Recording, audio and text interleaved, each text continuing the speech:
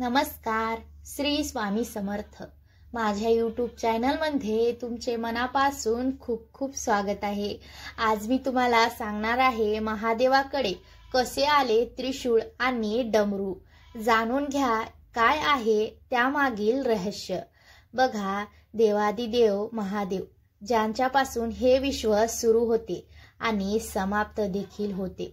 तुम्ही अनेकदा पाहिले असेल की महादेवाच्या एका हातात डमरू आणि दुसऱ्या हातात त्रिशूळ आहे आणि गळ्यात नाग असते. या विशेष गोष्टी नेहमी भगवान महादेवाकडे राहतात.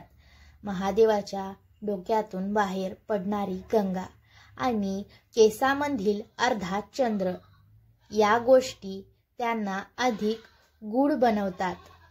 या गोष्टी महादेवासोबतच दिसल्या की वेगवेगळ्या घटनांशी त्यांचा संबंध आला. बघा, महादेवाला डमरू, त्रिशूळ आणि नाग कोणी दिले हे जाणून घेऊया. महादेवाच्या हातात डमरू येण्याची कथा खूप मनोरंजक आहे. जेव्हा देवी सरस्वती सृष्टीच्या प्रारंभी प्रगट झाली तेव्हा तिने तिच्या वीण्याने सृष्टीला आवाज दिला, परंतु या आवाजात सूर किंवा संगीत नव्हते. त्यावेळी महादेवाने नृत्य करताना 14 वेळा डमरू वाजवलं आणि त्या डमरूच्या ध्वनी, ताल आणि संगीतातून ब्रह्मांडात आवाजाचा जन्म झाला. डमरू हे स्वतः ब्रह्मांडाचे रूप आहे.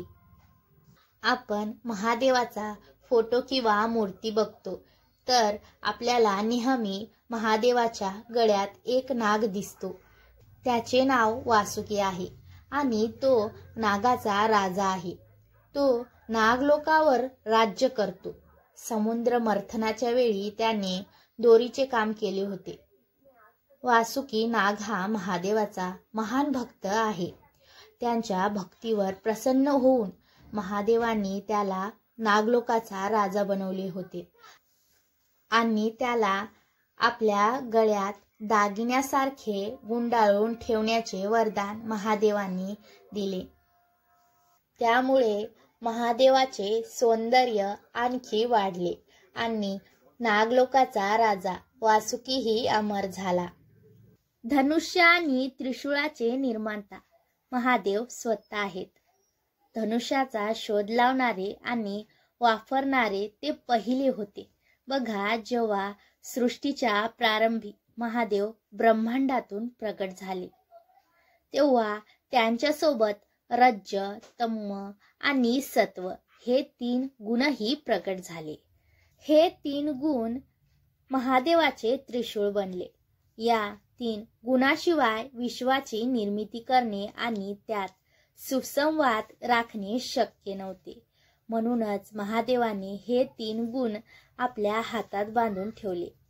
बघा, या 3 शूलांना एकत्र करून त्रिशूळ तयार झाले. महादेव खूप भोळा आहे. त्यांची मनोभावे भक्ती केल्यास तुम्हाला इच्छिते फळ मिळू शकते. तुम्हाला जर माझा व्हिडिओ आवडला असेल तर लाईक आणि सबस्क्राईब करायला विसरू नका. धन्यवाद.